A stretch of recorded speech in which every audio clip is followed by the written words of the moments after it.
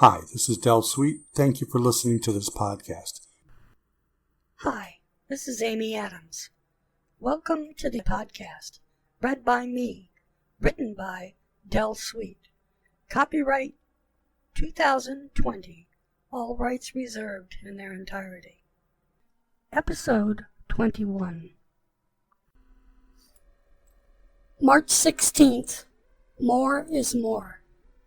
Mike sat quietly on a small pile of brick outside the cave entrance and watched the sun come up. 43 hours from sunrise to sunrise. It made no sense at all, at least not to him. The air was warm, not warming, but warm, and a heavy haze hung on the horizon where the sun was beginning to rise. Northwest still, but it didn't seem as far to the west as it had been just a few days before. We need something to track that, he thought, and then, maybe not. After all, what good would it do to know if it was a little more to the east, or the west, or whatever? His thoughts were broken by a soft step beside him. He turned as Candace came up beside him carrying 2 mugs of hot coffee. She handed him one of the mugs and then settled beside him. "Thank you," Mike said. She smiled back and then blew lightly at the hot coffee in her mug. Steam lifted off the rim of the cup as she did. "How long?" she asked finally, and then took a small sip. 43. Give or take a few minutes. He kissed her lightly on one cheek. "What was that for?" she asked with a smile. "Because I wanted to," Mike told her. He blew on his own coffee and then took a small sip. "Are you okay?" she asked, in a more serious tone. Her eyes met his. "Yeah, I don't think it's sunk in yet." She nodded. "It's like," he continued, "when my parents were killed. I knew it. I accepted it as well as I could, but there was really no time to process it. Or maybe I refused to process it. Anyway, it was years later before I ever really dealt with it. That's what this reminds me of. Someday, once all this settles down, we'll process it. Until then, I think we're just on cruise control." "What was it?" she asked softly. "Car accident. It was fast.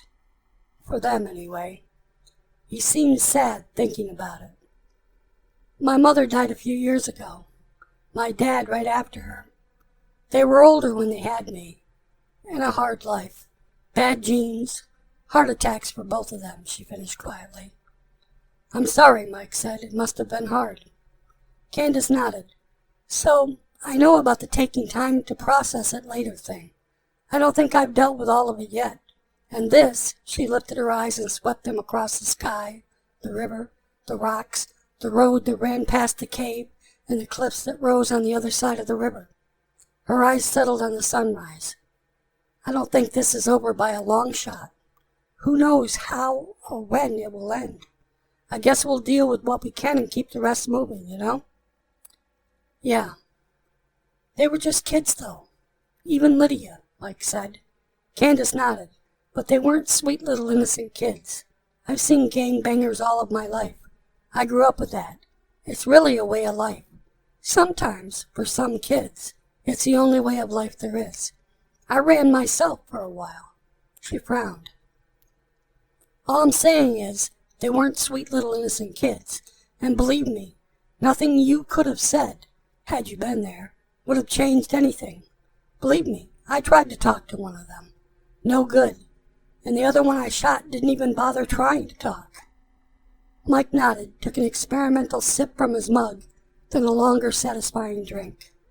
"I see it," he said. "This city has a lot of drug trade, what with the base so close by. I've never been in a gang, or knew what one was really all about, until I was introduced to that life in Rochester as a kid. When I came back here, I saw more and more of it. Now it's everywhere you look." He seemed startled for a moment. Was everywhere you looked," he added thoughtfully. "There is still a lot of good in the world.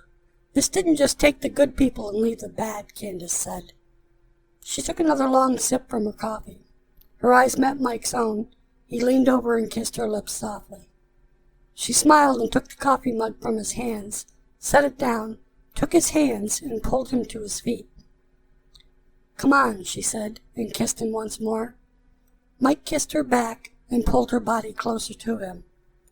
His hands encircled her waist and rested on her hips. Her tongue probed gently as her own hands found the back of his head. She drew back, giggled, and then pulled him toward the river and the screening growth of trees and bushes farther down the road. Later. March 16th, Mike thought, would always be remembered as the day that didn't quite happen. The sun never really rose. A half light lit the sky for the next 42 hours, but the sun itself never made an appearance through the thick black clouds that blocked off the sky from horizon to horizon, dark and moving swiftly across the skies. The sun seemed to creep around the perimeter of the horizon, from the west where it first appeared, to the east where it finally sank, setting the sky on fire with its pink-red light, only to fade away without ever actually rising. The air became noticeably warmer through the day, and what little snow remained melted away.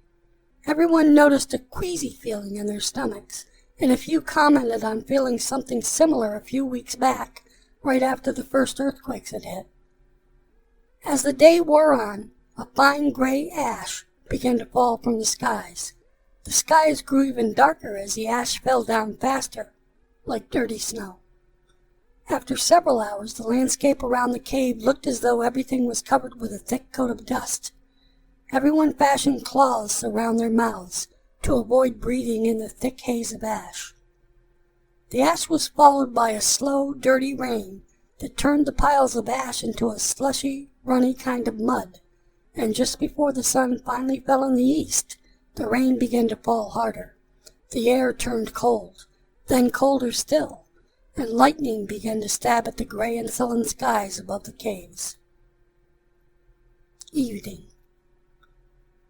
Everyone huddled around the fire in the cave, talking very little. They shared a meal of canned beef stew and crackers.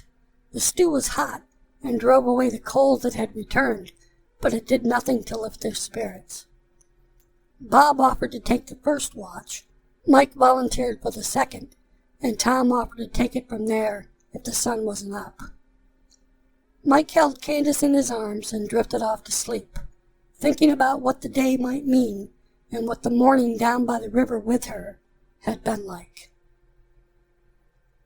Tom's Journal, March 16th, Plague Year 1. I've never kept anything like this in my entire life.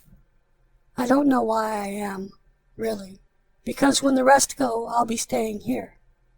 I can't even give a good reason for staying here, except that there's shelter, and I know that there are other people here as well. I know that all the others are going. They'll follow Mike. What can I say or do about that? I feel so responsible about what happened to Lydia. She was just a kid. A kid! Jesus! I can't really think rationally about it. I can't deal with it. I can't believe how fast and how deep my feelings went. I've heard about things like that, but I had never experienced something like that before Lydia. I've heard that that can happen in relationships that are formed in situations like this. Crisis. What else could be like this? Nothing. Anyway, I didn't believe it could work like that, but it does. I thought she would be here with me.